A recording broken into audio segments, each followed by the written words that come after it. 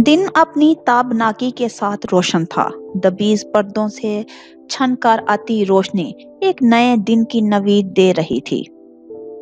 लेकिन उनकी निगाहों को रोशनी बिल्कुल नहीं भा रही थी। उनका बस चलता तो खुद को रात में कैद कर लेती। उनके वजूद पे इस कदर बेहिसी का राज था कि दरवाजे पे होने वाली दस्तक भी वजूद में हलचल का बाइस नहीं बन रही थी। वो जिसकी आवाज सुनने के लिए तड़प रही थी, वो उनसे बिल्कुल गाफिल हो चुकी थी। अपनी जात की कम मायगी का एहसास इस पल शिद्दत से होने लगा था। वो मनफी सोचों के जेरे असर नींद के गुलबे में जा रही थी कि दरवाजे पे दोबारा दस्तक हुई। वो इस बार भी पहले वाला रद्द अमल देना चाहती थी, लेकिन आने वाली आवाज ने ऐसा होने नहीं दिया।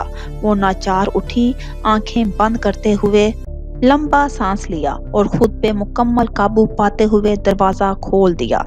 वो आने वाले शख्स की शक्ल नहीं देखना चाहती थी, इसीलिए उन्हीं कदमों वापस मुड़ गई। मैं मुकम्मल आराम करना चाहता हूँ, इसलिए मुझे कमरे में तन्हाई चाहिए। कमरे की खामोशी को उखड़ी आवाज ने तोड़ा था। ये इतनी बड़ी हवेली आपकी है, जाइए कहीं भी जाकर डेरा डाल लें। आपसे तो कोई सवाल करने की जसारत नहीं कर सकता, लेकिन इस हवेली में मेरा ठिकाना यही कमरा है और मैं किसी ऐसे शख्स के लिए नहीं छोड़ सकती जो रात अयाशियों में गुजार कर आया हो। वो बिना मुरे दुनिया जहां की तलखी अपने लहजे में समो कर बोली थी। हुरुल ऐन, तुम्हारा ये लहजा, अक्कर और खुद साख्ता खुद पसंदी मुझे वो फैसले करने पे मजबूर करती है जो हमारी रवायात के खिलाफ हैं। वो दरमियान का फासला मिटाते हुए उनके करीब आए, लेकिन अब मेरी बर्दाश्त का पैमाना लबरेज होता जा रहा है। मुझसे मजीद किसी अच्छे रवैये की उम्मीद नहीं रखना। उनकी आवाज मध्यम लेकिन फनकार की मानिंद थी। आपकी तरफ से किसी अच्छे की उम्मीद मैं कई साल पहले छोड़ चुकी हूँ। एक बंधन है जिसे पाँव में पड़ी बेड़ी की तरह घसीट रही हूँ, और अगर ये टूट भी जाए तो जरा भर तकलीफ नहीं। वो हुरुल ऐन थी, झुकना जिसकी फितरत में शामिल नहीं था। उनकी आंखों में आंखें डालकर जवाब दिया और वापस बिस्तर पे दराज हो गई। साद अली चट्ठा की जिंदगी में सबसे बड़ा इम्तिहान ये औरत थी। चंद दिनों की वक्त गुजारी यूं उनके गले आन पड़ेगी। अगर उनके वहमो गुमान में होता तो कभी इस औरत की कुर्बत के मुतलाशी ना होते। उसके साथ एक कमरे में रहते हुए सुकून की नींद नामुमकिन बात थी। सो एक कहर भरी निगाह उस पर डालते हुए कमरे से निकल गए। टीवी हॉल में बैठकर हाथ में ऑरेंज जूस पकड़े अपने ही ख्यालों में मगन थी कि उसकी आमद महसूस नहीं कर पाई। उसको उनकी ये बेखुदी अक्सर तकलीफ देती थी। वो उनके साथ सोफे पे दराज हुआ और सर उनकी गोद में रख लिया। मुझे पता चला था कि तुम रात में आ गए हो। तुम्हारी नींद खराब होने के ख्याल से जगाना मुनासिब नहीं समझा। उन्होंने गिलास मेज पे रखते हुए ममता से भरपूर लम्स उसकी पेशानी पे रखा। मुझे मालूम था कि आप मुझे जगाएंगी नहीं और मुझे मिले बिना आपको सुकून भी नहीं आएगा। वो सारी आंखें खोले सर उठाए उन्हें ही देख रहा था। हवेली वाले सब कैसे थे? उन्होंने पहला सवाल पूछा और हस्बे तवक्का पूछा।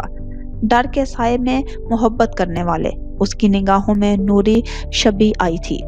वही खुद पसंदी सर्द जज्बात, बस सब वैसा ही है। अपनी कैफियत बयान करने को अल्फाज नहीं मिले तो उसने बात खत्म कर दी। ये क्या बात हुई? सब तफसील से बताओ ना। ये 2 दिन कैसे गुजरे? क्या मसरूफियत रही? वो उससे सब जान लेना चाहती थी। मामा, आपका बेटा आपके पास है और आप दूसरों के मुतल्लक पूछ रही हैं। वहाँ इतना मजा आ रहा था, लेकिन मैं आपकी वजह से सब छोड़कर आ गया। मुझे लगता है मेरे आने की खुशी बिल्कुल नहीं हुई। वो उनका ध्यान गुज़श्ता बातों से हटाने में कामयाब रहा था।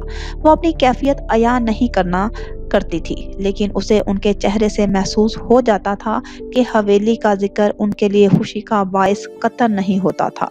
अच्छा बाबा, कुछ नहीं पूछती। तुम्हारी वजह से नाश्ता नहीं किया था। अब इजाजत हो तो बना लूं? उसको उठते देखकर उन्होंने सब बातें मुलतवी कर दी। बिल्कुल, जल्दी से उठें, बहुत जोरों की भूख लगी है। उसने जल्दी से उनकी गोद से सर उठाया, जैसे अब लम्हे की ताखीर बर्दाश्त नहीं हो रही। मामा पापा की कब तक वापसी है? वो किचन से वापस आई तो उसने जुबैर अहमद के मुतल्लिक पूछा। उसके सवाल ने उन्हें शशो पंज में डाल दिया था। वो उसे ये तो बता नहीं सकती थी कि किन हालात में वो رخصت ہوئے۔ وہ اسے اپنے درمیان ہونے والی کسی بحث کی بھنک بھی نہیں پڑنے دینا چاہتی تھی۔ ماما، میں نے الجبرے کا سوال نہیں پوچھا۔ انہیں خاموش دیکھ کر اس نے تنگ کیا۔ بزنس ٹور پہ ہے مجتبیٰ، واپسی کنفرم نہیں ہے۔ یہی جواب مناسب لگا جس سے وہ مطمئن ہو سکتا تھا۔ میں اکثر سوچتا ہوں کافی عرصہ ہو گیا ہم لوگ فیملی ٹور پہ نہیں گئے، اب کی بار چھٹیوں میں ہم لوگ ضرور جائیں گے۔ اور ماما، آپ کا کوئی بہانہ نہیں چلے گا۔ وہ انگلی سے انہیں خبردار کر رہا تھا۔ اس کا یہ انداز انہیں مسکرانے پہ مجبور کر گیا۔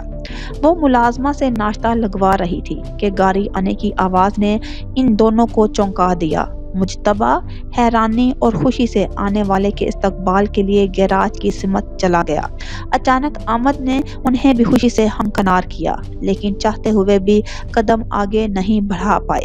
ان کی ذات نہ چاہتے ہوئے بھی نادیدہ خول میں سمٹنے لگی۔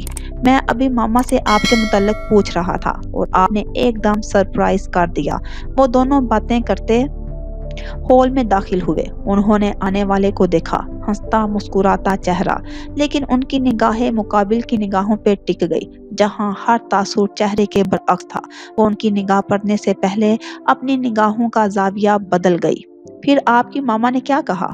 انہوں نے سامنے کھڑے وجود پہ نظر ڈال کر پوچھا۔ آپ ناشتہ کریں گے؟ اس سے پہلے کہ مجتبیٰ جواب دیتا، انہوں نے ناشتے کے متعلق پوچھ لیا۔ ان کا یوں بات بدلنا وہ بخوبی سمجھ گئے، تبھی مسکرانے لگے۔ بالکل، میں بس فریش ہوا ہوں۔ انہوں نے مجتبیٰ کے ہاتھ سے بیگ لیا اور ہال سے نکل گئے۔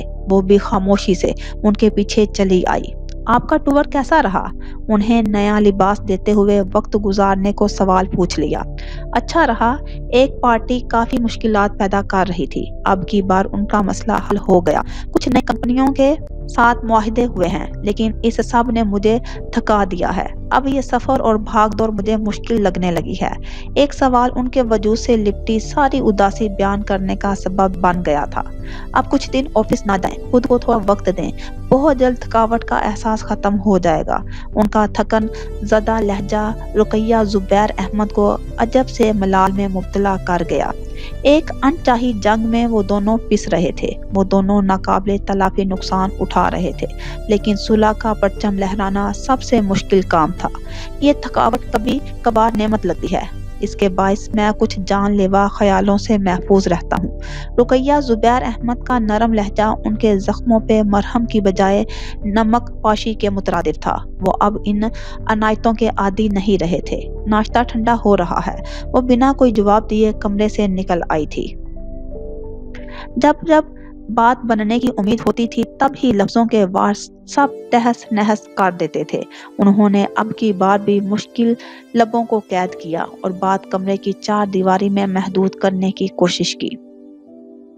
وہ واش روم سے نکلا تو سامنے انہیں بے چینی سے کمرے میں ٹکراتے دیکھا۔ وہ اس پل ان کی آمد سے چونک گیا۔ کیا ہوا امی؟ سب خیریت ہے نا؟ وہ تولیہ سٹینڈ پہ لٹکاتے ہوئے ان کی طرف آیا۔ کل تک تو سب ٹھیک تھا، لیکن اب نہ جانے کون سی قیامت آ جائے۔ ان کے لہجے سے تشویش ظاہر ہو رہی تھی، لیکن نگاہوں میں اس کے لیے غصہ تھا۔ ایسا بھی کیا ہو گیا؟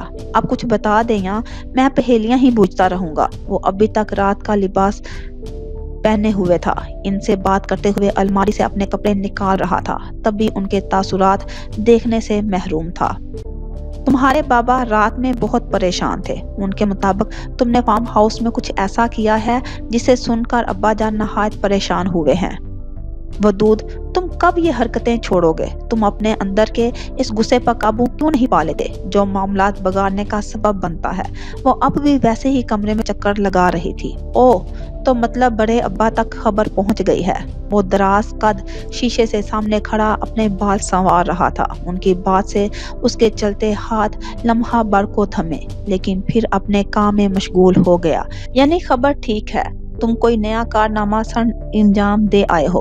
اس کا انداز انہیں بات کی تصدیق کرتا لگا تھا۔ سوچنے کی بات یہ ہے کہ بات بڑے ابا جان تک پہنچی کیسے؟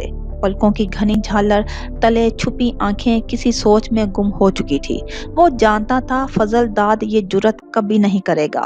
سعد علی چٹھا اپنی کالی داستان سنانے سے رہے اور پیچھے بس بڑی امی رہ گئی جنہیں اس معاملے کی خبر تھی۔ وہ رات خود ان کے ساتھ تھا۔ तो मतलब बात कोई और थी। आप कुछ बोलोगे या यूं ही बुत बने सोचते रहोगे? शीमा बेगम इज़्तिरारी कैफियत में मुब्तला थी। उन्होंने बच्चों की तरबियत में कोई कमी नहीं रखी थी। एक ज़माना उनकी औलाद का मुतरफ था, लेकिन सामने खड़ा लड़का ना जाने क्यों उनकी तरबियत पे अक्सर हर सवाल उठाने का बायस बन जाता था। वो खुद को अब्बाजान के सामने शर्मिंदा तस्वुर करने लगी थी। मेरी प्यारी अम्मी, आप बिला वजह परेशान हो रही हैं। फार्म हाउस में ऐसा कुछ नहीं हुआ था जिसकी वजह से कोई परेशान हो। उसे उनकी परेशान सूरत पे तरस आ गया, सो उन्हें कुर्सी पे बैठाया और खुद दूसरी कुर्सी उनके मुकाबिल रखते हुए बैठ गया। वहाँ जो भी मामला हुआ वो मेरे और चचा जान के दरमियान है। उनका नाम लेते लेते खुद को रोका, वरना यहाँ से भी इज्जत अफजाई होने में लम्हा नहीं लगना था। उन्होंने जो किया वो मेरी जात की हर जर्रा सुराई का बायस बना। इसलिए आप ये बात कतई ना सोचें कि मैं अपनी बेइज्जती का बदला हवेली के बड़ों के जरिए लूंगा। अपनी इज्जत कैसे करानी है और जो नहीं करते उनके साथ कैसे पेश आना है, ये मैं अच्छी तरह जानता हूँ। उन्होंने जो किया या अक्सर जो करते हैं, अब वो सब नहीं चलेगा।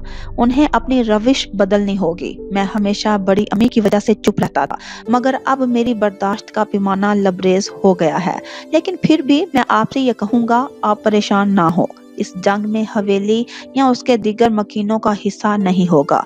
वो उन्हें मुत्तमिन कर रहा था, लेकिन उसके चेहरे की सख्ती देखकर उनके दिल पे हाथ पड़ा था। वदूद, तुम ये किस सिमत चाल निकले हो? ये बदले या खुद साख्ता जगह इस रास्ते से ताल्लुक खत्म कर देती हैं जहाँ सुकून मिलता हो। ये तबाहियों और बर्बादियों के सिवा कुछ नहीं देती। ये उन खुद साख्ता लड़ाइयों से पहले भी इस हवेली को कुछ नहीं दिया, और तुम भी अब इसी राह पे चलने की कोशिश कर रहे हो। उनका बस नहीं चल रहा था, वो उसे अपने आंचल में छुपा लें। उनकी भटकती सोचों को इस नजदीक भी ना आने दें। मुझे हवेली के माजी से कुछ लेना देना नहीं है। मैं हाल में जीने वाला इंसान हूँ। मेरी राह में जो कोई आएगा मैं उसका लिहाज नहीं करूँगा, चाहे वो मुझसे कोई भी रिश्ता रखता हो। उसका लहजा दो टोक था। उसके अंदाज, तेवर और बातों ने उन्हें डराने में कोई कसर नहीं छोड़ी थी। वो आज जिस शख्स की बातों पे उखड़ा था, अनजाने में उसी की डिगर पे चल निकला था। आप पुरसुकून रहें। इतनी छोटी छोटी बातों पे परेशान होने की जरूरत नहीं।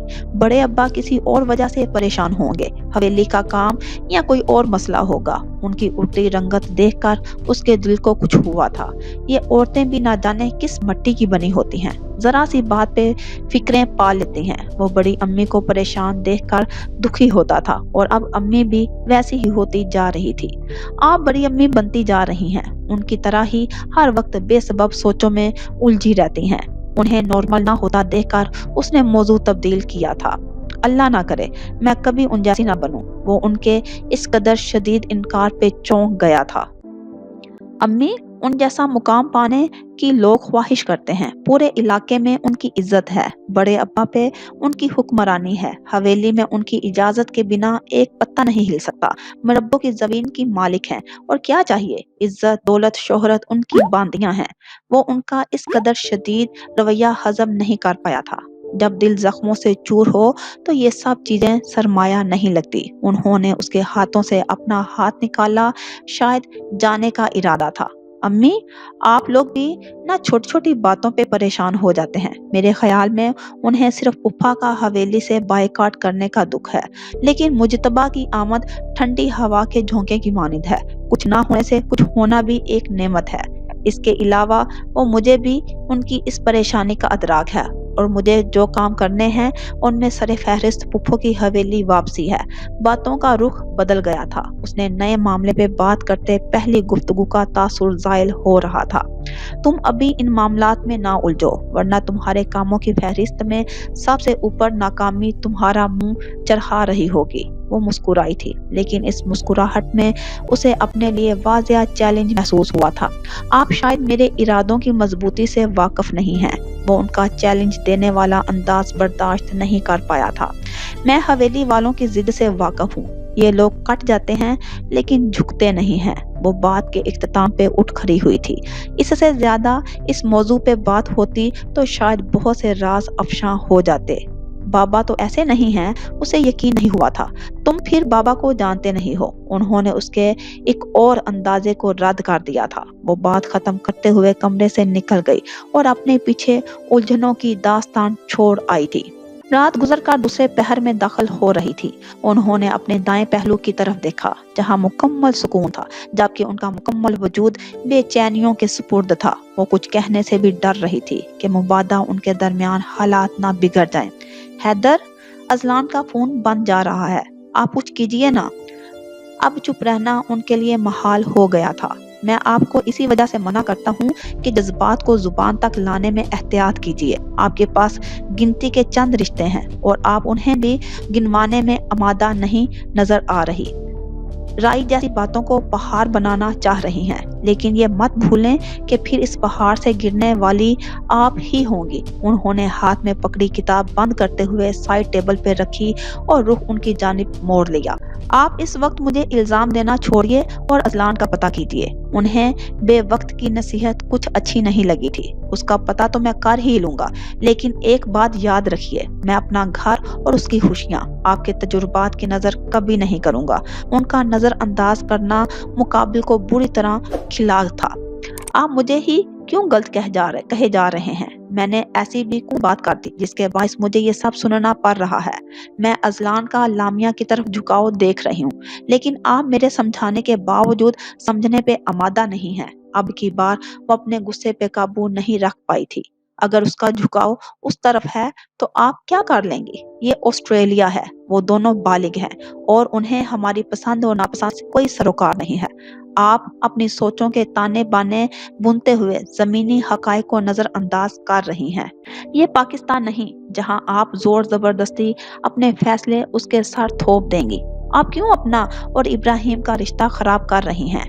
وہ آپ کا اکلوتا بھائی ہے اور آج کی بحث کے بعد اس کا دوبارہ آپ سے رابطہ نہ کرنا یہ واضح کرتا ہے کہ وہ اپنے گھر میں آپ کی دخل اندازی پسند نہیں کرتا۔ وہ اپنی بیٹی کی خوشی میں خوش ہے، تو آپ کیوں اپنے بیٹے کی دشمن ہو رہی ہیں؟ ان کا لہجہ حد درجے سخت تھا۔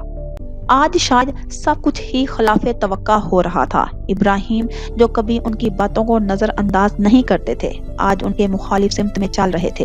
اذلان جو کبھی ان سے اونچی آواز میں بات نہیں کرتا تھا، آج ان سے روٹھا ہوا تھا، اور مقابل بیٹھا شخص جو ان کی مشکلات کا ثمر تھا، اس وقت ان کی سوچوں کو غلط کہہ رہا تھا۔ وہ خاموش تھی، لیکن یہ سوچ رہی تھی کہ ان سے کہاں غلطی ہوئی تھی جو آج اپنے سب سے قریبی رشتے ان سے خفا تھے۔ ہائے جوزف، ان کی آواز نے سوچ کی لہروں میں بند باندھا تھا۔ وہ امید بھری نگاہوں سے ان کی جانب دیکھنے لگے۔ وہ جوزف کے ساتھ ہے۔ انہوں نے فون بند کرتے ہوئے اطلاع دی اور خود کمرے سے نکل گئے۔ وہ خالی نگاہوں سے دروازے کی سمت دیکھتی رہ گئی۔ وہ آج ایک عرصے بعد گھر سے باہر نکلی تھی۔ سڑکیں اور ان پہ رواں ٹریفک کا ازدحام انہیں اجنبی محسوس ہو رہا تھا۔ گھر کی چار دیواری سے نکلنا ان کے لیے دنیا کا مشکل ترین کام تھا، لیکن مجبوری تھی، اور ایسی مجبوری مہینوں بعد آن ہی پڑتی تھی۔ وہ آدھ گھنٹے کے سفر کے بعد لاہور کے پوش علاقے میں پہنچ چکی تھی۔ مطلوبہ جگہ تلاش کرنے میں زیادہ دقت نہیں ہوئی کیونکہ ٹیکسی والے نے کافی تعاون کیا، وگرنہ وہ تو اب ہر جگہ سے انجان ہو چکی تھی۔ کسی زمانے میں یہی شہر اور اس کی گلیاں انہیں بند آنکھوں سے بھی نظر آتی تھی۔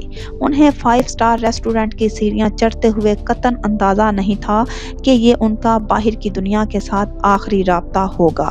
وہ اپنے دھیان میں چلتی جا رہی تھی اور ذہن میں ٹیبل نمبر یاد کر رہی تھی۔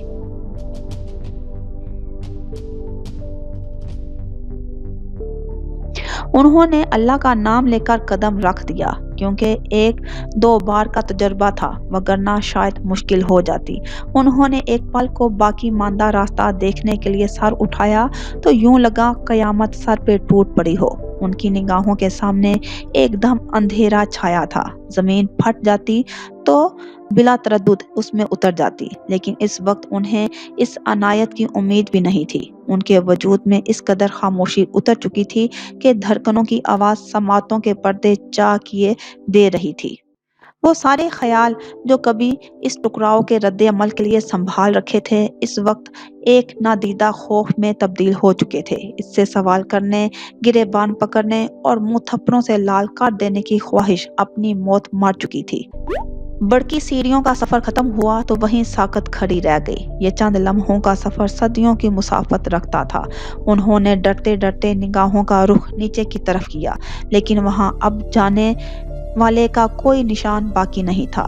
ایک پل کو وجود میں سکون اترا کہ وہ اس کی نگاہوں سے محفوظ رہی تھی، اور پھر اسی سوچ پہ ہنس دی۔ سالوں بعد بھی وہ اسی غلط فہمی کا شکار تھی کہ وہ انہیں پہچان لے گا۔ وہ جذبات کا اندھا شخص محبت میں مٹی ہو جانے والوں کو کیسے یاد رکھ سکتا تھا؟ آنکھ سے چھوٹا سا قطرہ نکلا اور زمین کی تہ میں سما گیا۔ اپنے ساکت قدموں کو سارے وجود کی ہمت سے اٹھایا اور آگے بڑھنے کی بجائے پیچھے مڑ گئی۔ انہیں ان ہواؤں سے نفرت محسوس ہونے لگی تھی۔ جہاں اس کی سانسوں کا وجود باقی ہو، وہاں رکنا ان کے لیے محال تھا۔ وہ اپنی مجبوری کو قدموں کی دھول بناتے ہوئے لمحے کی تاخیر کیے بغیر نکل آئی تھی۔ خداوند، میں پیڑ سے گرا ہوا وہ پھل ہوں جسے کوئی شخص پیروں تلے رون کے چلا گیا ہو۔ میں کسی انگلی کی زنگ آلود انگوٹھی ہوں، خداوند، جسے برداشت کرنے سے اب وہ قاصر ہے۔ خداوند، میں دیوار میں سجی ہوئی وہ اینٹ ہوں جس کے پیچھے قرب ناک کی دفن ہے۔ وہ ایک بلند عمارت کے سامنے کھڑا تھا۔ اس نے سر اٹھا کر دیکھا تو بڑے حروف میں چٹھا کمپنیز ہیڈ آفس لکھا نظر آیا۔ وہ یہاں پہلی بار نہیں آیا تھا، لیکن آج کا آنا پہلے آنے سے مختلف تھا۔ ان کے خاندان نے بہت سارے کاروبار شروع کر رکھے تھے، جن میں سر فہرست شوگر اور ٹیکسٹائل ملز تھی۔ ان کی فیکٹریاں مختلف علاقوں میں واقع تھی، جبکہ ہیڈ آفس لاہور کے پوش علاقے میں اپنی شان کے ساتھ ایستدع تھا۔ بڑے ابا کا قیام زیادہ تر یہاں ہوتا تھا، جبکہ بابا اور چچا اکثر دوروں پہ رہتے تھے۔ وہ عجیب من موجی انسان تھا، جس کام پہ دل آیا وہی کیا، اور خلاف من کوئی کام کرنا توہین سمجھتا تھا۔ اس پہ کوئی زور زبردستی نہیں کر سکتا تھا، اور وجہ اس کا کرخت اور لیا دیا رکھنے والا انداز تھا۔ اس کی آزادی کی ایک وجہ بڑے ابا کی ڈھیل تھی۔ طبی MBA کی ڈگری لینے کے باوجود خاندانی کاروبار میں قدم رکھنا اپنی شان کے خلاف سمجھتا تھا۔ آج وہ ہیڈ آفس میں موجود تھا، اور وجہ وہ آگ تھی جو سعد علی چٹھا کے انداز نے اس کے وجود میں سلگائی تھی۔ وہ بارود کی مانند ایک دم پھٹتا نہیں تھا، بلکہ چنگاری کی مانند سلگتا رہتا، اور گھاس کا چھوٹا سا ٹکڑا موقع کے طور پہ استعمال کرتے ہوئے سب کچھ جلا کے راکھ کر دیتا۔ وہ یہاں آیا تھا اور ایک آگ دامن گھیر کر لایا تھا۔ اسے اپنا آپ منوانا تھا، اس حد تک جانا تھا کہ احمد علی چٹھا کے فیصلوں پہ اثر انداز ہو سکے۔ وہ بابا کی معیت میں چلتا ہوا بڑے ابا کے آفس میں آیا اور خاموشی سے ایک سمت کو بیٹھ گیا۔ وہاں آفس کے چند سرکردہ ملازم پہلے سے موجود تھے، جنہیں یقیناً اس کے تعارف کے لیے بلایا گیا۔ یہ ودود علی چٹھا ہیں، آج سے مجھے اسسٹ کریں گے۔ مجید صاحب، ان کا کمرہ تیار کیجیے اور جلد از جلد سارے معاملات سمجھا دیجیے۔ ان کے انڈر کچھ قابل لوگ بھی سیٹ کر دیجیے جو ان کی بہتر طریقے سے رہنمائی کر سکیں۔ انہوں نے اس کے متعلق حکم دیتے ہوئے انہیں جانے کا اشارہ کر دیا۔ آفس میں اس وقت 3 نفوس تھے۔ بابا مطمئن نظر آ رہے تھے، کیونکہ جو وہ اتنے عرصے سے چاہ رہے تھے یوں ایک دم آسانی سے حاصل ہو گیا، جبکہ وہ بڑے ابا کے فیصلے سے کسی قدر ناخوش تھا۔ اسے یہ امید نہیں تھی کہ اسے بڑے ابا اپنا معاون بنائیں گے۔ وہ تو آزادانہ کام کرنا چاہتا تھا۔ اس نے ذہانت کا مظاہرہ کیا اور کوئی رد عمل نہیں دیا۔ اب وہ کوئی بے وقوفی نہیں کرنا چاہتا تھا۔ ودود، امید ہے تم مجھے مایوس نہیں کرو گے۔ بہت جلد سب کچھ سیکھ کر اپنی ایک الگ پہچان بناؤ گے۔ احمد علی چٹھا نے محبت سے سامنے بیٹھے ابا جان، مجھے اجازت دیجیے، سعد میرا انتظار کر رہا ہوگا۔ بابا جان کے لیے اٹھے، وہ بھی احتراماً کھڑا ہو گیا۔ اور ودود، اب اپنی کارکردگی سے تم نے دکھانا ہے کہ ہمارا انتخاب غلط نہیں، انہوں نے اس کے کندھے پہ ہاتھ رکھتے ہوئے کہا، جو اسے اپنے لیے اعزاز سے کم نہیں لگا تھا، اور آفس سے نکل گیا۔ میں اپنا آفس دیکھ لوں۔ ان کی اجازت ملنے پہ وہ بھی وہاں سے نکل گیا۔ وہ اس وقت بلڈنگ کے 3رے فلور پہ تھا۔ اس لمبی سی راہداری میں چلتا ہوا گلاس وال کے قریب آ گیا جس کے پار دنیا اپنی رفتار سے چلتی نظر آ رہی تھی۔ وہ کتنے ہی پل وہاں کھڑا ارد گرد سے بے نیاز اپنی سوچوں میں مگن رہا کہ موبائل پہ آنے والی کال نے چونکا دیا۔ سکرین پہ تاشفین کا نام دیکھ کر ہونٹوں پہ مسکراہٹ آ گئی کیونکہ اسے معلوم تھا اب اس کی شامت آنے والی ہے۔ ہاں بھائی بزنس مین، کہاں تک پہنچے ہو؟ فون اٹھاتے ہی اس کی توقع کے مطابق سوال ہوا تھا۔ بڑے ابا کے آفس تک رسائی ہوئی ہے، اس نے بھی شرافت سے جواب دیا۔ چلو تاخیر سے سہی، تم اپنی منزل پہ تو پہنچ گئے۔ وہ اتنی دور سے بھی ان کے لہجے کی خوشی محسوس کر رہا تھا۔ ویسے آپ نے میرے ساتھ اچھا نہیں کیا۔ کیوں بھائی؟ میں نے کیا گستاخی کر دی؟ وہ اس کے نروٹھے انداز پہ شوق ہوئے تھے۔ آپ نے تو کمال ہوشیاری سے اپنی لائن الگ کر لی اور ان بزرگوں کے درمیان مجھ معصوم کو پھنسا دیا۔ اس نے بات کرتے ہوئے اپنی کمر گلاس بال سے نکالی۔ میں تو تمہیں کب سے رہا تھا اپنے متعلق سنجیدگی سے سوچو، لیکن تم فارم ہاؤس کے شہر سے نکلتے تو کچھ کرتے۔ مجھے اپنے رجحان اور شوق کا کئی سال سے اندازہ تھا، سو میں نے دوسروں کے طے کردہ راستے پہ چلنے کی بجائے بر وقت اپنی خواہش کی جانب قدم بڑھا دیے۔ انہوں نے اس کے شکوے کا تفصیل سے جواب دیا۔ میں بھی اپنی مرضی سے بزنس کی جانب آیا ہوں اور اس بات کا گواہ آپ کے سوا کون ہو سکتا ہے؟ وہ اپنی ذات پہ تنقید مشکل سے ہی برداشت کرتا تھا۔ اچھا ٹھیک ہے، اب تم کام کرو اور مجھے بھی کرنے دو۔ وہ اس کا بدلتا لہجہ محسوس کر گئے تھے۔ اللہ حافظ۔ اس نے کال بند کی اور دوبارہ سے اپنے مشغلے میں مشغول ہو گیا۔ وہ نہ جانے کب تک یہاں مصروف رہتا کہ اچانک ذہن میں امی سے ہونے والی بحث کا خیال آنے لگا اور اس خیال کے آتے ہی ایک شخص نگاہوں میں گھوم گیا۔ وہ جلد از جلد اس معاملے میں کچھ کرنے کا سوچتے ہوئے واپس راہداری کی جانب آ گیا تاکہ اپنے آفس کی سیٹنگ خود کروا سکے۔ سڈنی صبح کی کرنوں کو اپنی خوش مزاجی سے خوش آمدید کہہ رہا تھا۔ بادل اپنے خیمے سمیٹ کر کہیں دور ڈیرا ڈالنے کی تیاریوں میں تھے۔ زندگی کی رونقیں ابھی عروج پہ نہیں پہنچی تھی، لیکن آج گڈ فرائیڈے تھا۔ اس خوبصورت شہر کے رنگ نرالے دکھنے والے تھے۔ ان چند دنوں میں سڈنی کی کوئی جگہ خالی نظر نہیں آتی تھی۔ ایسٹر ہالیڈیز اور اس کے حوالے سے ہونے والی تقریبات سڈنی کے حسن کو چاند لگا دیتی تھی۔ ایسٹر پریڈ کا کئی بار وہ بھی حصہ رہی تھی، کبھی کلاس فیلوز کے ساتھ، کبھی کسی گروپ کے ساتھ۔ مختلف روپ دھارے سڈنی کی محبت کو خراج تحسین پیش کیا جاتا۔ ان دونوں میں سڈنی کے پارکس لوگوں کے ہجوم سے بھرے رہتے تھے۔ اوپیرا میں ہونے والے شوز کی ٹکٹیں ملنا مشکل ہو جاتا۔ ہاربر برج کو سر کرنے والے جنونی اپنی مہارت دکھانے کی تیاری کرتے۔ بلو ماؤنٹین کی اونچائیوں پہ سیاحوں کا ہاربر برج کو سر کرنے والے جنونی اپنی مہارت دکھانے کی تیاری کرتے۔ بلو ماؤنٹین کی اونچائیوں پہ سیاحوں کا رش لگنا جو کہ عام دنوں میں بھی زیادہ ہی ہوتا، فیریز کی سیر اس مزے کو دوبالا کر دیتی تھی۔ یہ چھٹیاں اپنے اختتام کی طرف جاتے ہوئے بھی سڈنی سے محبت کرنے والوں کا جوش کم نہیں کر پاتی تھی۔ وہ کمرے کی کھڑکی کے سامنے کھڑے اپنی سوچوں میں مگن تھی۔ وہ لاشعوری طور پہ اس ہنگامے کی منتظر تھی جس کا حصہ اکثر وہ بنتی تھی۔ موبائل کے شور نے اس کے انہماک کو توڑا۔ تم جیسی غلط بندی میں نے نہیں دیکھا۔ دوسری طرف سے آنے والی آواز سے مسکرانے پہ مجبور کر گئی۔ اچھا بھی، ویسے میں نے تمہارے ساتھ کیا غلط کیا؟ وہ کھڑکی کے سامنے سے ہٹ آئی تھی۔ ابھی میرے کو اذلان فون کرتی اور کہتی کہ پارٹی کینسل ہے۔ اس کا دکھی انداز وہ فون کے دوسری طرف محسوس کر رہی تھی۔ بالکل، وہ ٹھیک کہتی، لامیا نے اسی کے انداز میں جواب دیا۔ تم میرا وہ اڑا رہی ہو کیا؟ وہ اس کی باتوں سے محفوظ ہو رہی تھی، وہ جو اکثر اڑاتی ہو۔ سبین لفظ بھول چکی تھی اور دوسری طرف مزہ لیا جا رہا تھا۔ مذاق، لامیا نے اس کی مشکل آسان کر دی۔ ہاں وہی۔ اس نے اتنی جلدی جان چھوٹ جانے پہ شکر کیا۔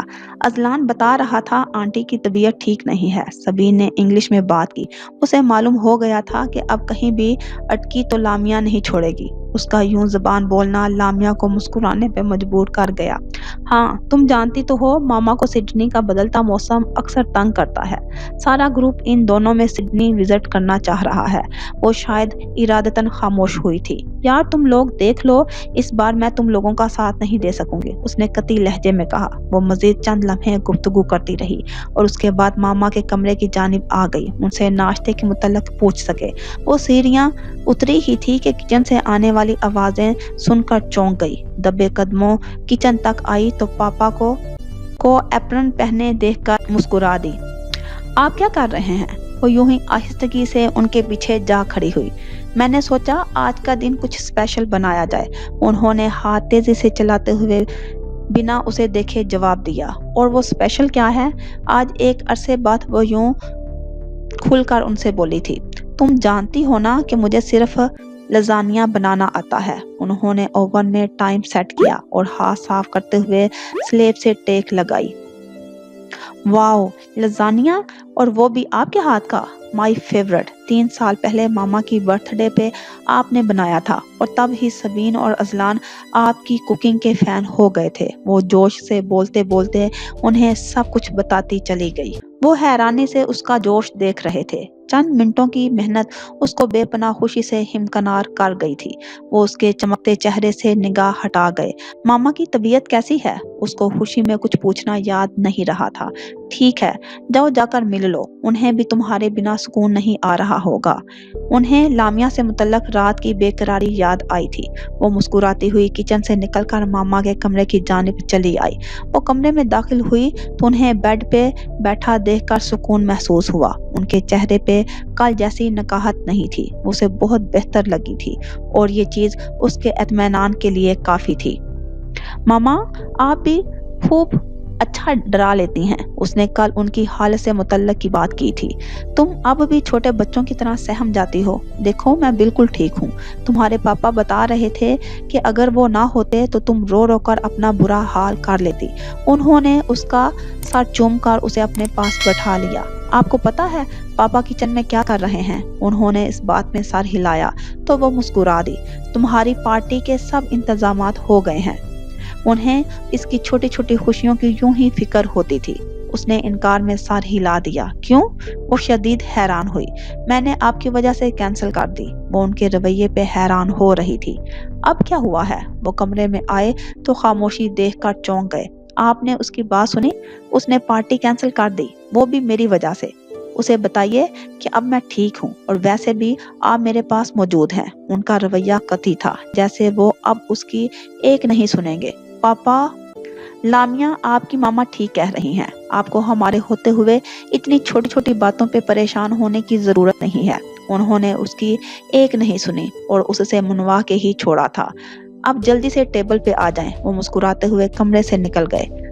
اس پل لامیا کو اپنا گھر سڈنی کی سب سے خوبصورت جگہ محسوس ہوا تھا۔ مغرب کا وقت قریب تھا۔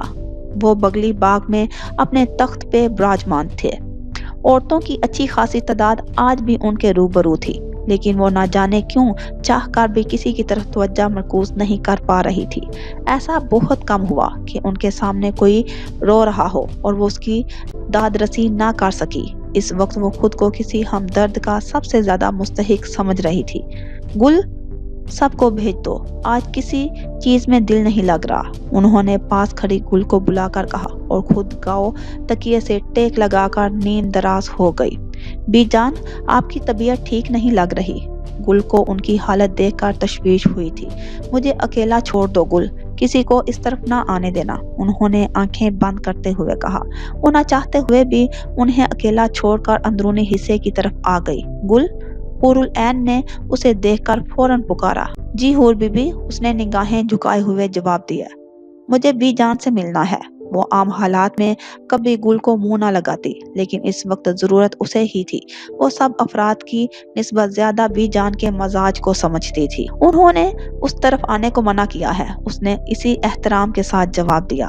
تم مجھے جانے دو، اس کے بدلے جو مانگو گی ملے گا۔ وہ جانتی تھی یہاں لالچ نہیں چلے گا، لیکن اس وقت وہ ہر حال میں بی جان کے پاس جانا چاہتی تھی۔ مجھے کچھ نہیں چاہیے اور بی بی میں مجبور ہوں۔ مجھے بی جان نے سختی سے منع کیا ہے۔ وہ اس عورت کے سامنے ہمیشہ زچ ہوئی تھی۔ میرا کہنا نہ مان کر تم پچھتاؤ گی۔ وہ اب سختی پہ اتر آئی تھی۔ میں بی جان کے حکم سے انکار نہیں کر سکتی۔ وہ اب بھی عاجز تھی۔ اچھا یہ بتاؤ نور العین کہاں ہے؟ ایک کام نہیں ہوا تو دوسری طرف آئی۔ اس کے لہجے میں نرمی تھی۔ میں نہیں جانتی۔ تم جانتی ہو، وہ زور سے چیخی تھی۔ گل کے مسلسل انکار نے اسے سیخ پا کر دیا۔ میں سچ کہہ رہی ہوں، میں نہیں جانتی۔ وہ چند لمحے کھڑی یوں ہی اسے گھورتی رہی اور پھر پاؤں پٹکتے ہوئے وہاں سے چلی گئی۔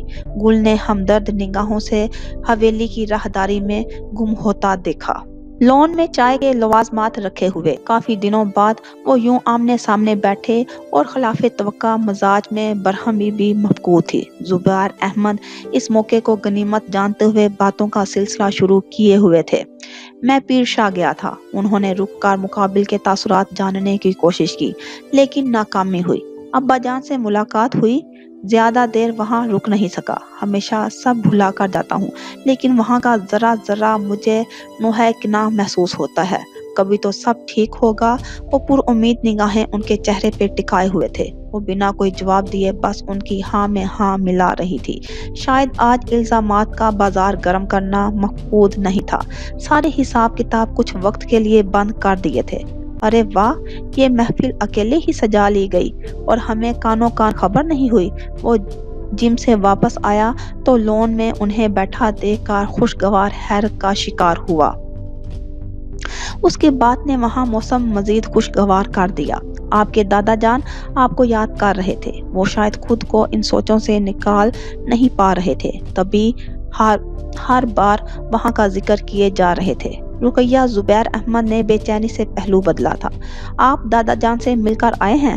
انہیں آنے کی دعوت بھی دے آتے۔ مجتبیٰ کا خالص پن اس کے لہجے سے چھلکتا تھا۔ ان کا آنا اتنا آسان تھوڑی ہے۔ میں ان کی مصروفیت سمجھتا ہوں، اس لیے نہیں کہا۔ انہیں جب کبھی فرصت ملے گی وہ آ جائیں گے۔ انہوں نے مقابل کی بے چینی محسوس کر لی تھی، تبھی موضوع کو سمیٹنے کی کوشش کی۔